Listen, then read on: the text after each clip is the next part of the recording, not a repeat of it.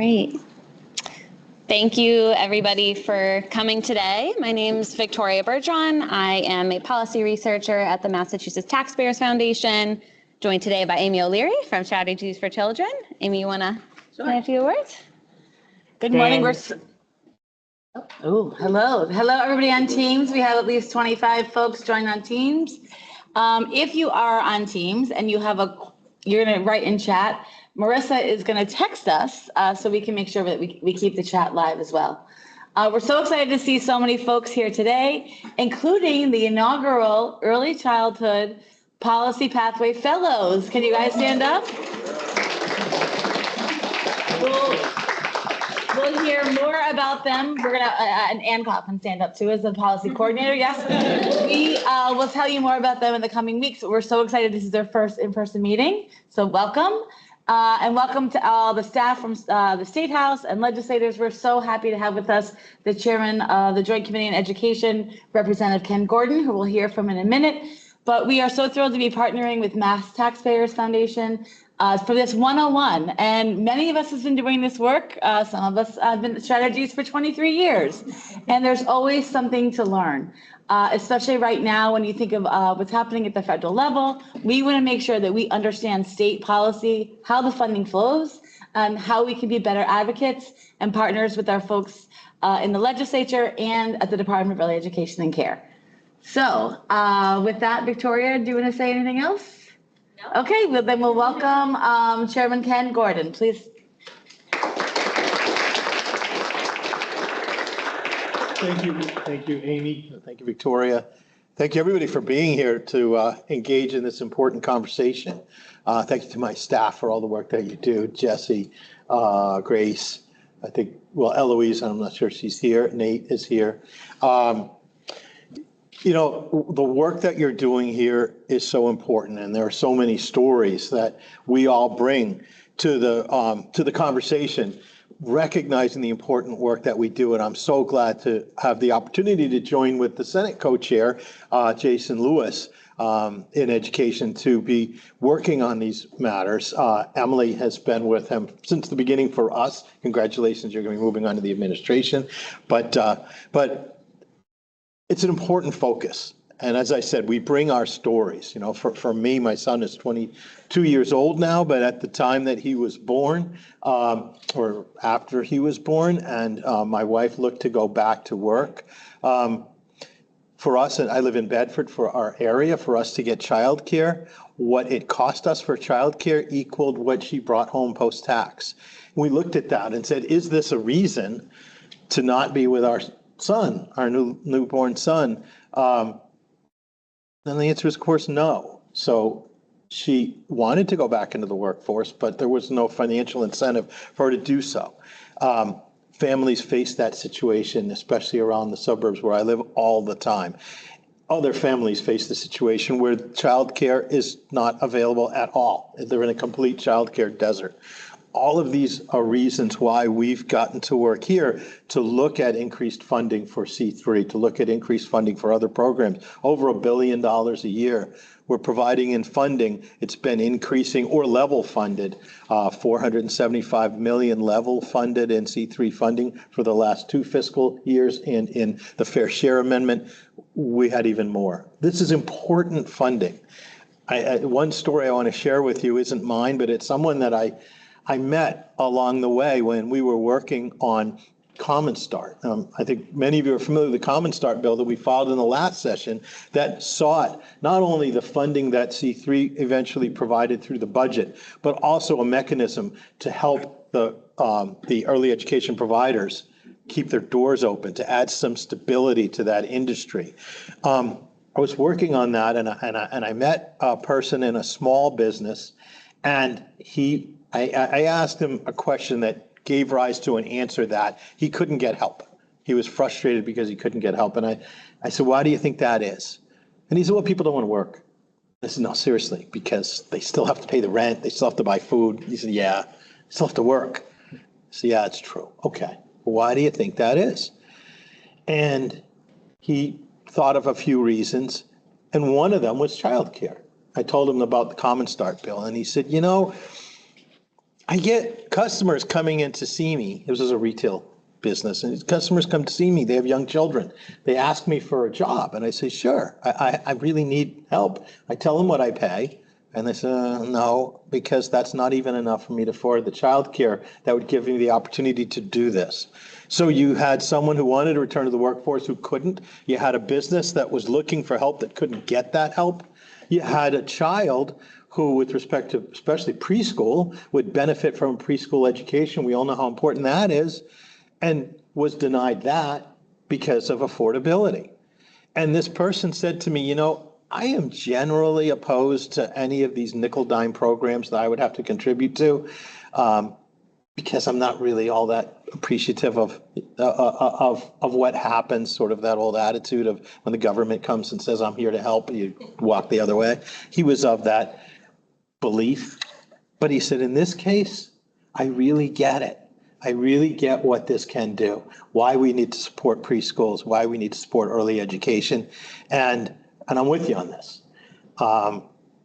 That's just one story of someone that I bumped into, never expecting someone who is predisposed to be opposed to something like this because it involves a cost, like this meeting Common Start at that time, but understanding why we have this need. That all comes to why you're here, what you're here to talk and learn about and participate in. It's a great opportunity. Thank you, Amy, and thank you to the coalition, to all of you folks for being here. I appreciate the opportunity to address you. Thank you.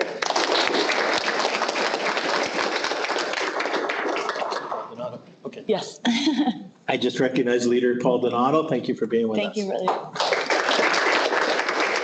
And we are thrilled to be partnering with Mass Taxpayers Foundation. As we were planning this event, we said Victoria's going to bring the content and I'm going to bring the pep and poster. So I'm going to turn things over to Victoria Bergeron of Mass Taxpayers. Please join me in welcoming her. All right. Hello again. Thank you all for being with us today. I'm going to be kind of running through everything you need to know on first glance for early education and care funding and programs in Massachusetts. Before I do that, though, I just wanted to give a quick plug for MTF's work. We are a nonpartisan nonprofit, 501c3, and we focus on policy around the state budget to support the equitable and sustainable economic growth of the Commonwealth. So you might get a lot of emails from us during budget time. We do a lot of reports during each step of the budget process. So everybody here and online, you'll be able to have a copy of these slides afterwards in case you want to check out some of our reports. And then also just wanted to give a quick sneak peek that tomorrow we will be releasing our newest early education and care report on the early education workforce. Something I'm very excited about and gets to a lot of what Chair Gordon was talking about, kind of the need to support the workforce behind the workforce and how all of these things are connected. So just very excited to release that tomorrow. For today, though, I'm going to be framing our conversation, starting off just some frequently used terms, some frequently asked questions that so many of us hear often in the early ed world, give a top-line overview of the childcare system in Massachusetts and of the Department of Early Education and Care, spend a good amount of time diving really deep into childcare financial assistance, and then also review the Commonwealth Cares for Children C3 grant program before kind of bringing it all together, looking back at this past budget cycle, and then looking ahead to things that we at MTF are tracking when it comes to early ed going forward. All right. So just some frequently used terms. There's a lot of acronyms in state budget world and in early ed world. So just kind of wanted to highlight, starting off with there are kind of two main groups of childcare providers that we often talk about. Center-based providers who are kind of the larger providers occupying commercial spaces and communities. They often are licensed to serve larger groups of children of multiple ages, and they employ multiple educators and staff at their centers. Then there are family childcare providers who are smaller childcare businesses operated usually by a single educator from their own home. Sometimes they also employ an education assistant as well. And right now, they're currently licensed to serve between 6 and 10 children.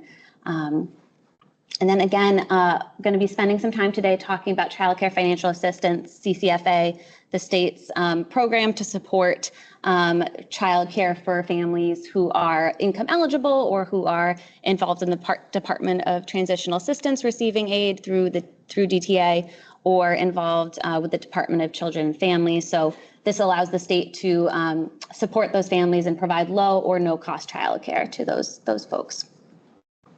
Along with childcare financial assistance, you might often hear a term reimbursement rates or provider rates. This is the rate at which providers are reimbursed by EEC for providing care to children who receive childcare financial assistance. So I'm going to be diving into how those rates work. And then also the other kind of big program I'll spend some time today on is Commonwealth Cares for Children, which is the state operational grant program that was created during COVID, and the state has taken up that funding ongoing. And then lastly, a couple other terms you might hear me use: child care resource and referral agencies, or CCR&Rs. They are regional organizations around the state that support families in applying to CCFA. They connect families to lots of different community services as well, and then they link providers to EEC and to families in CCFA. And then lastly, you might also often hear about vouchers and contracts when it comes to CCFA. They are the two ways in which families that are participating in CCFA can access care. Vouchers can be used by a family at any child care provider that accepts them, and then contracts are reserved slots at providers that are participating with in CCFA through a contract with EEC.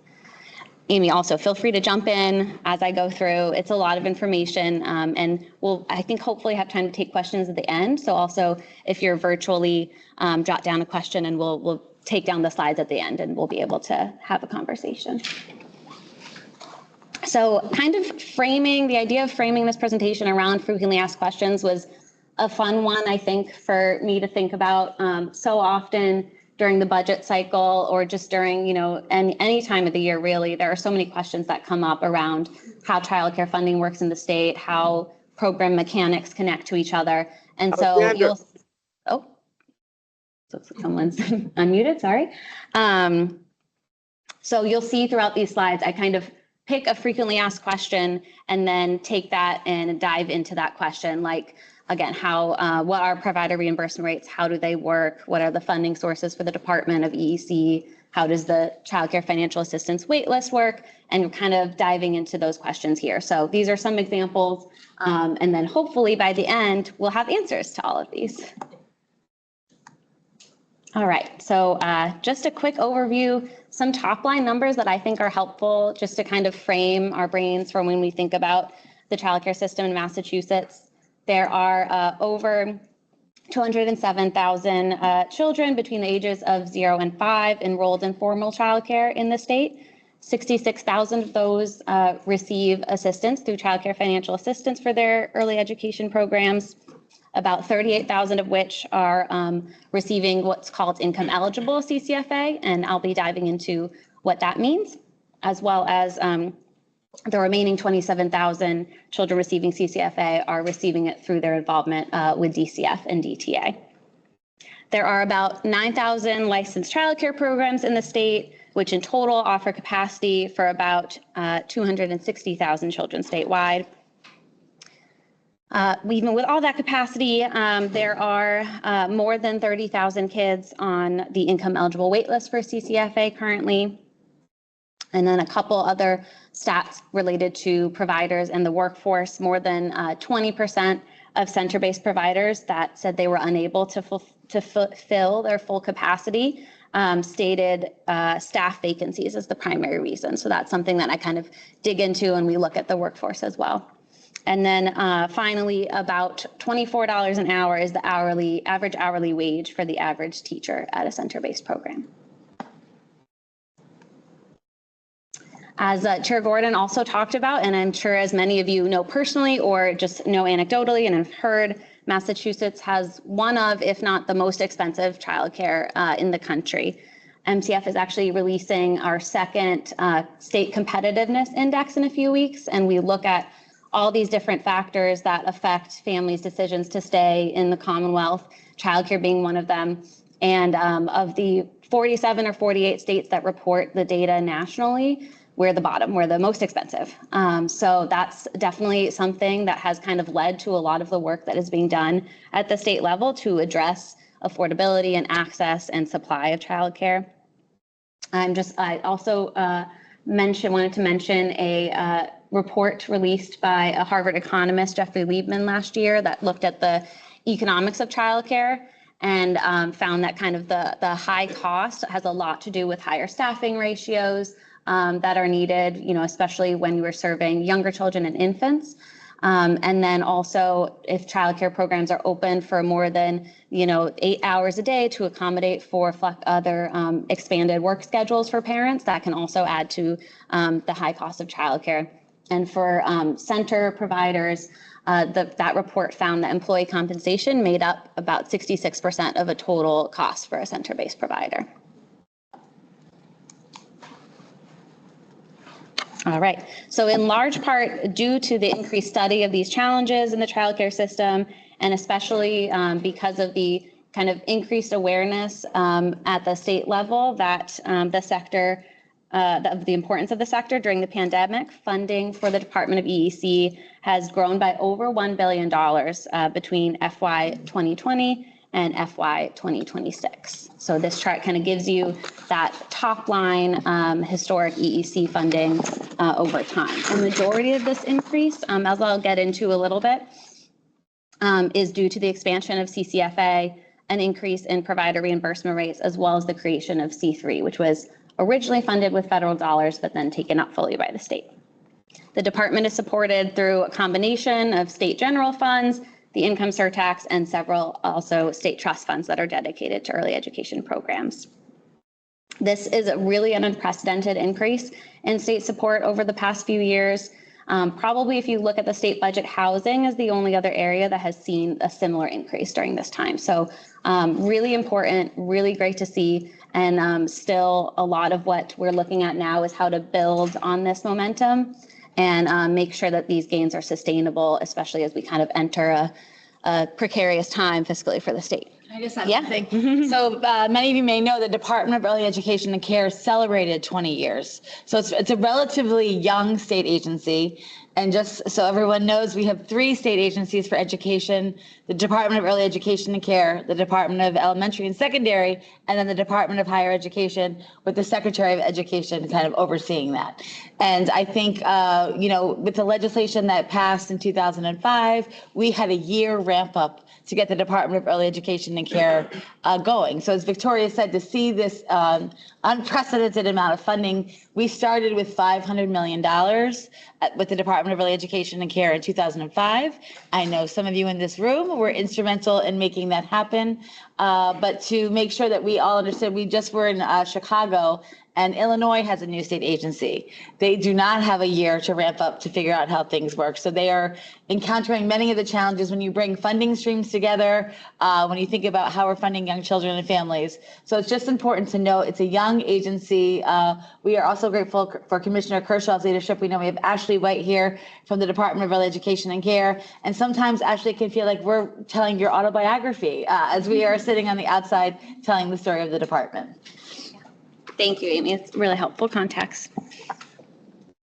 I also just wanted to note, it's not only about funding. The state has also taken a much more coordinated approach in recent years to connect government agencies to tackle the challenges facing the early ed system.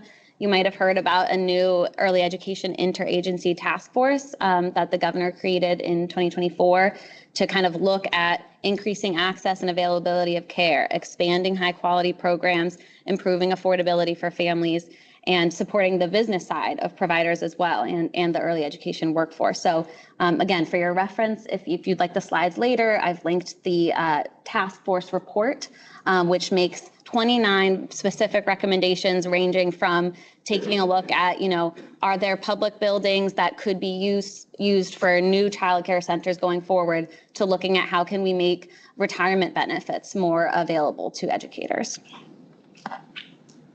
And then also for your future reference, EEC has a lot of great data and reports on their website. You can also go back and watch early education and care board meetings where there's a lot of great kind of deep dive presentations on a lot of the work that EEC is working on right now. So also wanted to link to some of those resources here.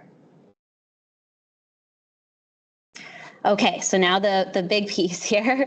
I'm going to be starting to break down childcare financial assistance.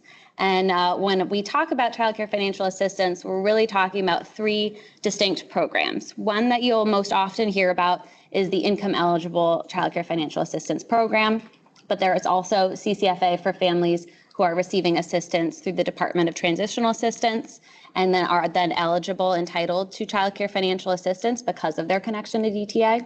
And then similarly, there is childcare financial assistance for families who have active cases at the Department of Children and Families. So again, those two programs are what's called entitlement programs, which means that those children are entitled to care at no cost. They are not placed on a wait list for that care, and funding has to be provided to allow them to receive early education and care.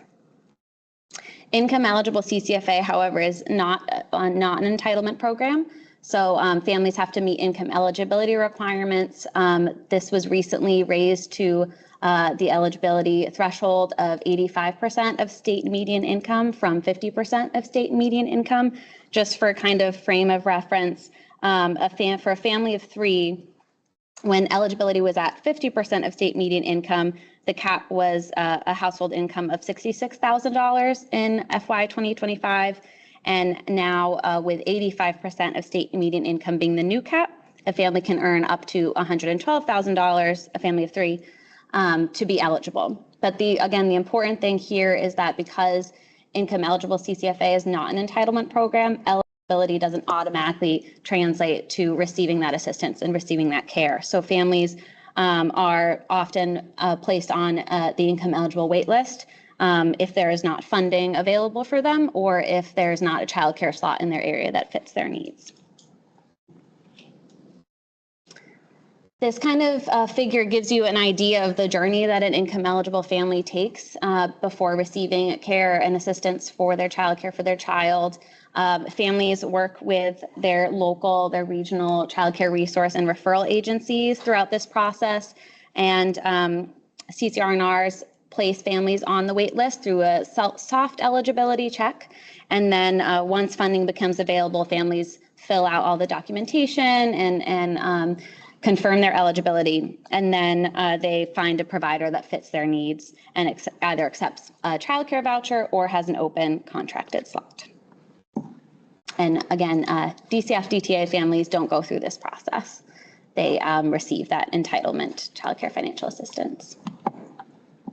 So how are providers connected to CCFA? Not all childcare providers participate in the program, but many do. I have a chart on the next slide that kind of shows the participation rates across the state.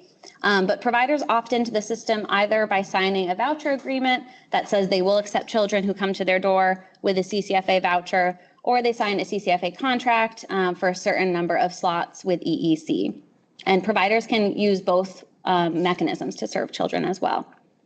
Vouchers in general tend to provide a little more flexibility, while contracts offer a bit more stability for providers and have a kind of closer connection to the EEC process as well.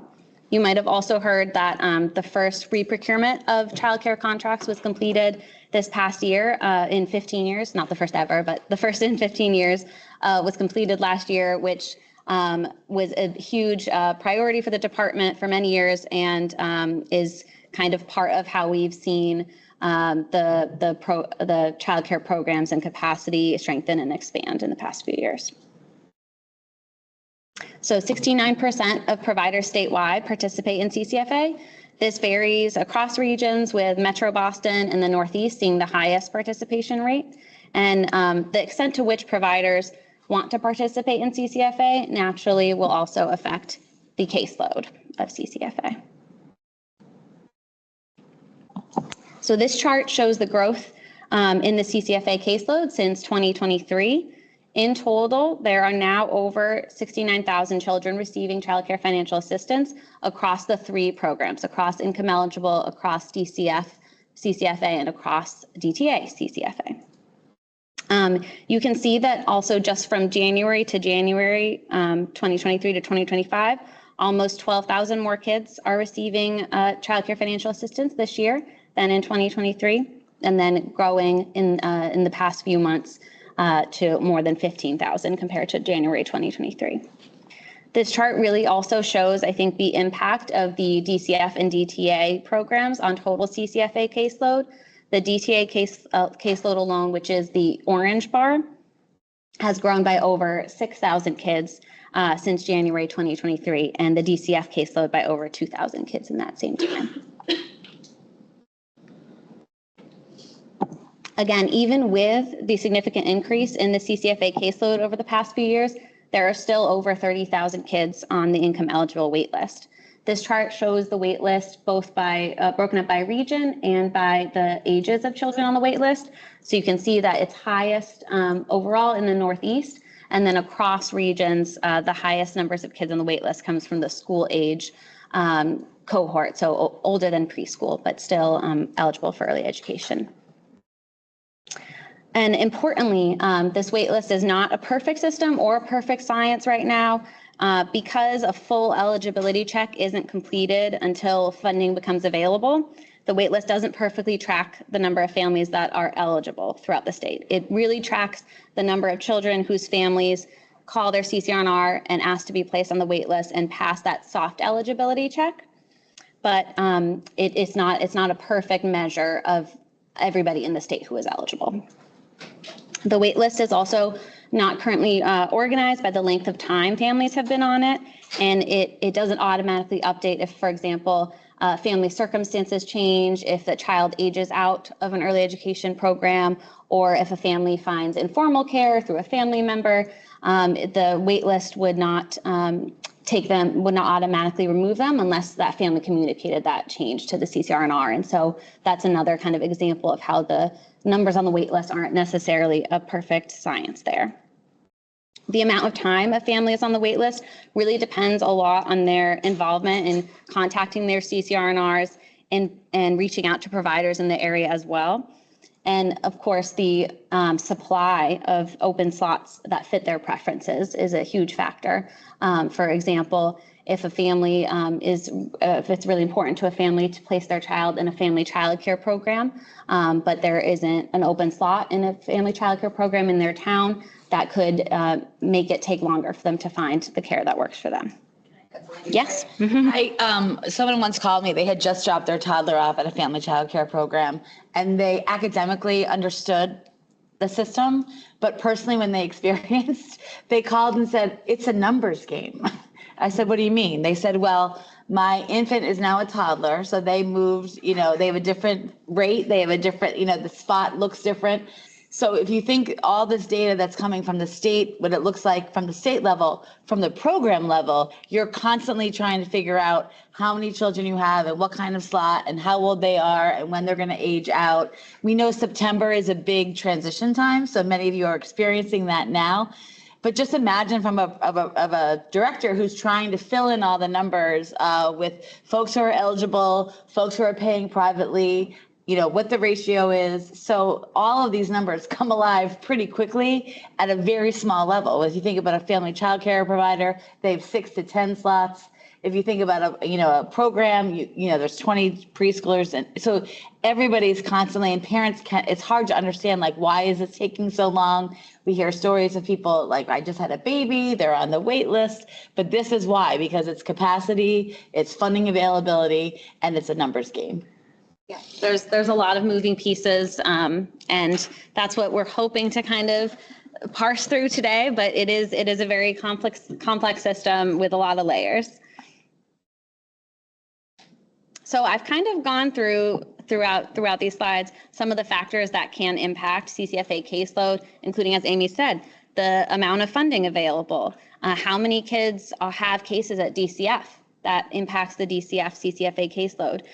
The number of kids participating in the number of providers that are participating in CCFA that have an open slot that fits the child that's coming to their door. Those are all pieces that have direct impacts on kind of that caseload chart that we saw. And there's also something called continuity of care, where families with multiple children, if one child is receiving CCFA, their sibling is also eligible and receives that care. So lots of different factors pushing and pulling on the caseload numbers.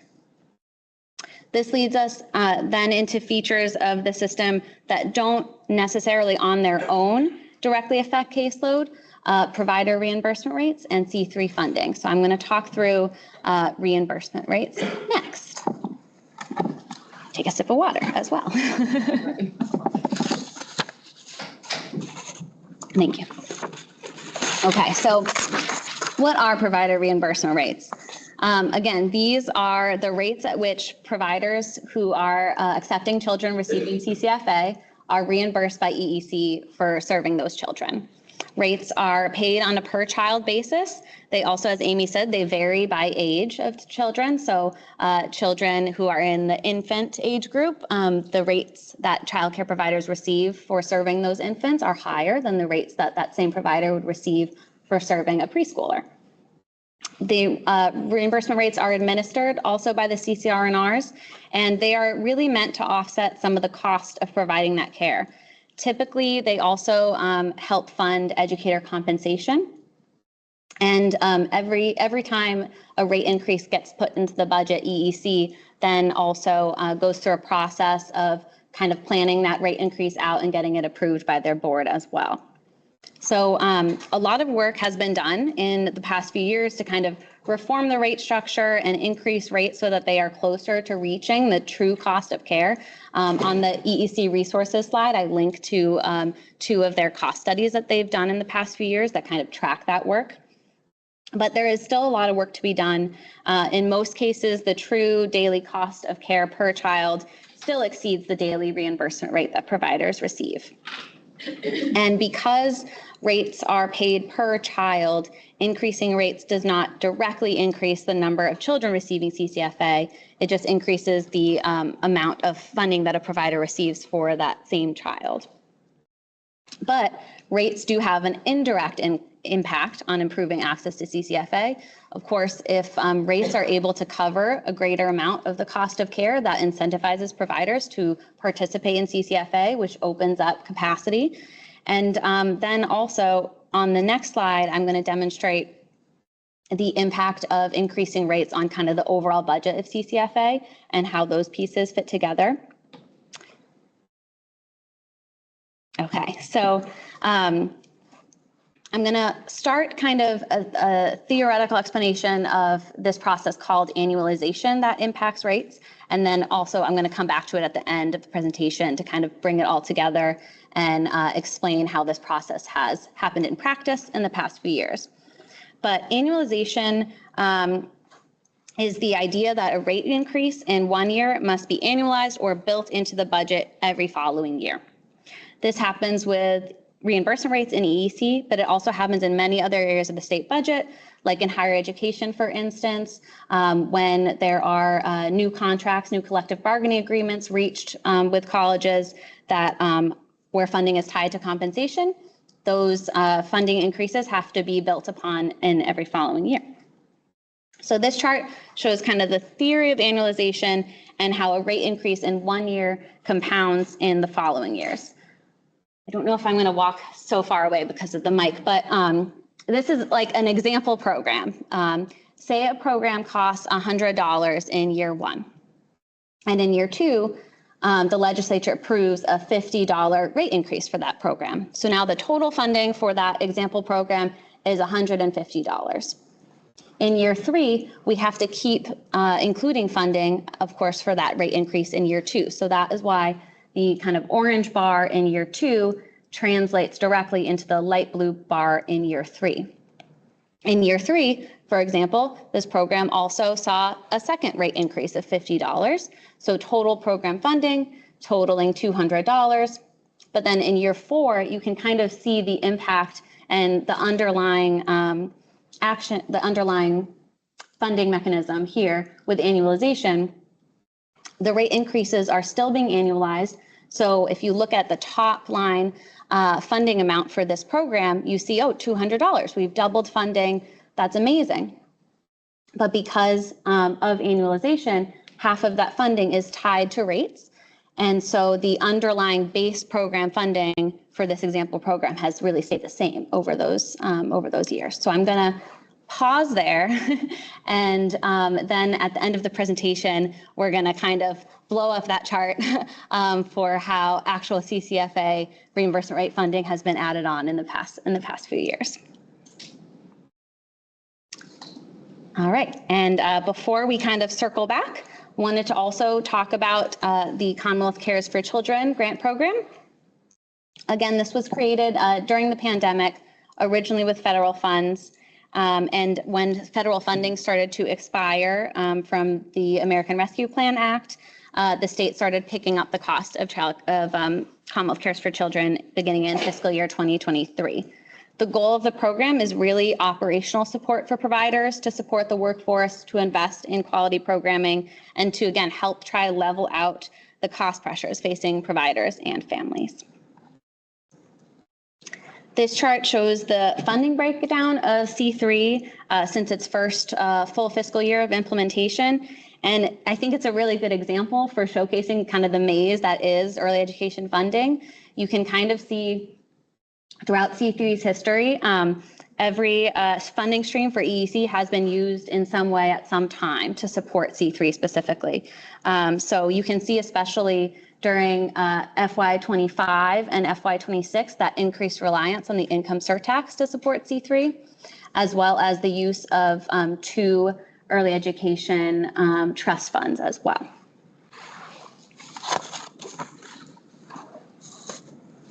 So in practice, C3, a provider is able to use C3 to support a lot of uses for their program, to support compensation and benefits for workers, to support classroom supplies and rent and utilities and kind of routine smaller building maintenance or upgrades. Providers now have to demonstrate a willingness to accept children with CCFA if they are also going to be receiving C3 funding, which is a new addition to the program. Grants are calculated based on a formula that takes into account a provider's capacity, their enrollment, their staffing levels, the number of children receiving CCFA that they serve, the ages of the children they serve, and other community factors that all impact the grant amounts that they receive each month. EEC sets the formula in accordance with statutes set by the legislature and then with approval from their board as well. And the biggest impacts that we have seen from C3 are certainly on provider stability and on the workforce. A majority of C3 grants so far have been spent by providers on workforce supports, whether that's salaries and bonuses or professional development training or benefits. And C3 has really helped the system rebound since COVID, with the number of programs 5% greater than pre-pandemic levels. Educator compensation, though still low and still much more room to grow, has increased by almost 20% in 3 years. So really kind of impressive impacts for this fairly new program in the early education space. Anything, Amy, you want to add on C3? I would just say that in my time as a preschool teacher and director, funding like this would have been a dream, because in early ed, every dollar is connected to a child or to a parent's income. So to have a funding stream that was reliable, predictable, that I could spend on compensation, it didn't happen. So I think to see, the federal relief dollars, and then we're the only state in the country, which I'm sure you've heard before, continuing this funding level. Last week, the department had a public hearing about thinking about the formula. It's been an incredible support for programs. Over 90% of programs have taken advantage of this. And you also think about how connecting it to the other parts of the system, how important that's going to be, but also it's a little bit of a shift. So making sure that it's going to work for families and providers is something that we're thinking about as well. Great. All right, so putting everything together. If you were to ask me, what are the 5 things I should know about early education funding from this past budget cycle, both the FY26 operating budget and then the supplemental budget for fair share in the income eligible, for the Fair Share Innovation and Capital Fund. These are the things I would kind of pull out. So total funding for EEC in the fiscal year 26 budget was $1.7 billion. And then early education also received an additional $45.5 million from the Innovation and Capital Supplemental Budget. A majority of this increase came from increasing funding to CCFA to account for rising costs and the annualization of rates. So I'm going to walk through kind of those charts next. But between both budgets, about $1.1 billion was appropriated for CCFA, which included also a $20 million for a new rate increase in fiscal year 26. C3 was again level funded at $475 million.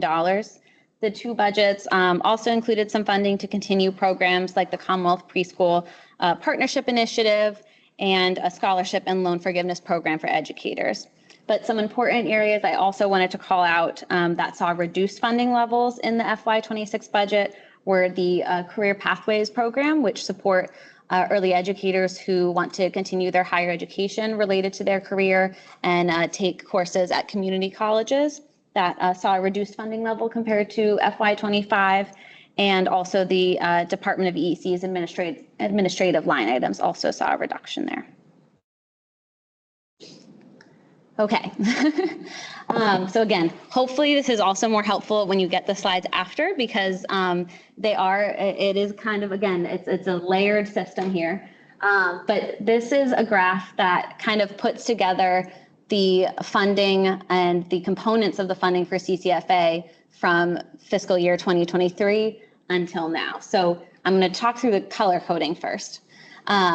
The green bars are kind of what I'm calling base CCFA funding. So that's funding that was included in kind of the main line items for CCFA for income eligible and for DCF, DTA, childcare financial assistance. So those are the kind of bright green bars there. Then when there's a new rate increase, like when we see in fiscal year 2024, there was a $45 million rate increase. That's the blue bar.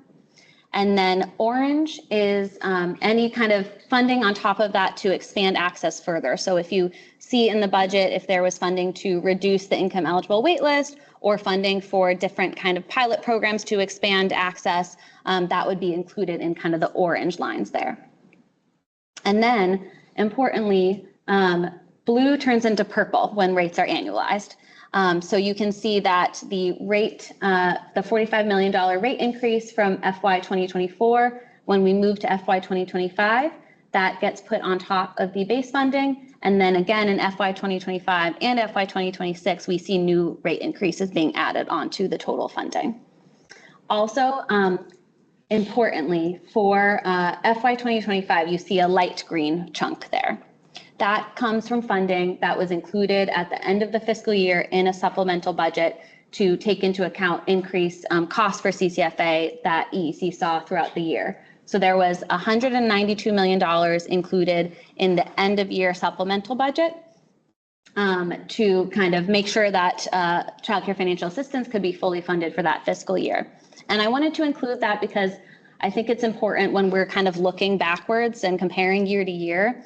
If you were to just look at the final budget or the General Appropriations Act from year to year, you would see a huge increase in FY 2026 compared to the GAA from FY 2025. But when you include thinking about the total cost for the program that was funded through the supplemental budget as well, then the green bars actually line up pretty well between FY 2025 and FY 2026. And you can also see again, kind of the impact of the growing purple annualization area here. And just wanted to kind of show visually that even though there has been a huge There has been an increase in caseload in the past few years, and especially comparing to FY 2024 and FY 2025, we see caseload continue to increase. But a lot of the funding in the past 2 years has gone towards maintaining current capacity, gone towards responding to increased costs in the system, and then annualizing those rates there. And then if you want another way to look at it, there's this table. So kind of, again, showing the same mechanisms here, but showing kind of how the rates move from being new to being annualized, how that builds on top of each other.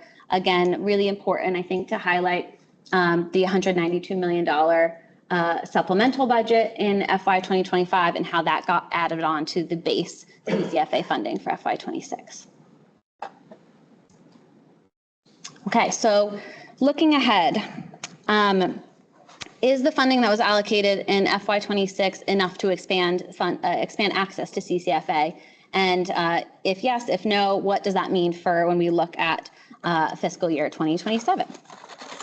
So at EEC board meeting last week, EEC kind of went through these budget, these funding amounts as well, and indicated that funding levels are sufficient enough to kind of maintain the growth that we've seen in FY 2024 and FY 2025, also to be able to respond to the increasing DTA and DCF caseloads that we've seen. Again, because those are entitlement programs, we have to provide funding to those children. So that's a big factor kind of on the funding and caseload side. Unfortunately, the funding levels included in FY 26 are unlikely to translate to meaningful expansion of caseload in the income eligible program beyond current levels. So in coming budget discussions for FY 27, we're going to have to think about all these factors: DCF, DTA caseload. What does it mean to continue to annualize a new $20 million rate increase that was funded in FY 26? And then also there's probably going to be a continued increase in the wait list just due to the expansion of the income eligibility requirement. So more families who wouldn't have used to be eligible for CCFA will now be eligible, will now be reaching out to access this care and be placed on the wait list. And all those factors are kind of, again, just layers to the system that we'll be looking at. And then for C3, a couple of things to look for. Again, the program has been level funded at $475 million for the last 4 years. So going to be tracking also the continued use of the income surtax or other funding sources to support C3 going forward, and just tracking how is this program going to be evolving. Like Amy said, EEC is kind of considering some new features to the program to incentivize workforce support. And so those are all pieces that we're going to be looking at going forward. And then lastly, because MTF often looks at kind of bigger picture budget fiscal issues, also wanted to highlight some kind of bigger things that we're tracking that could impact early education funding as well, and could impact just general budget pressures that are going to be coming. So slow tax revenue growth is one that is something to track going forward, as well as coupled with that kind of the more existential pressure of increasing state spending since the pandemic, and with that, a reliance on volatile or one-time revenue sources. So we do see that a bit in EEC, looking at kind of the trust fund usage for C3, for example. Those are one-time funds that will need to be thought about once that funding expired. And then, of course, something that's on the top of a lot of people's minds is the federal impacts and federal funding, which of course trickle down to every area of the state budget, but especially for early education, we're going to be tracking the appropriations process in Congress for the childcare development block grant, for Head Start, and any other changes that might be happening at the Department of Education and the Department of Health and Human Services. That's all I have. Amy, yeah. We appreciate your attention. The other thing that's really helpful as strategies for children, we lead the way to meaningful early childhood systems change by connecting people to people, people to policy, and people to power. And what's been very helpful is when we get calls or emails from legislative staff or legislators to say, I heard from somebody in my district, here's the problem, here's the challenge, how do I help get the right answer? And we are happy to be a resource for that because as you can see, there's a lot to understand when you think about all these different systems. So please keep those information, those questions coming, because then we can also get you good, accurate information and think about how we can support the folks who are doing the work every day. We also know we've had almost 30 people join us on Teams. Marissa's been checking the vibe. She says there's nothing in chat, but as Victoria said, we will be posting these slides on the Strategies for Children website. So we'll send you the link. But first, also want to welcome any questions or reflections or things you want to bring up. Christy Young. I just want to say for a second, I'm not going to ask a question. I'm going to make a comment that I'm so grateful to Strategies for Children and Mass Taxpayers. I am one of these people. I've been a staffer for a long time. Titus and Amy and Marissa know I call in the 11th hour. I call Doug and Megan in the 11th hour. I'm like, I'm writing this bill. I've got this budget thing. What do you think? And I really encourage folks who don't know to call.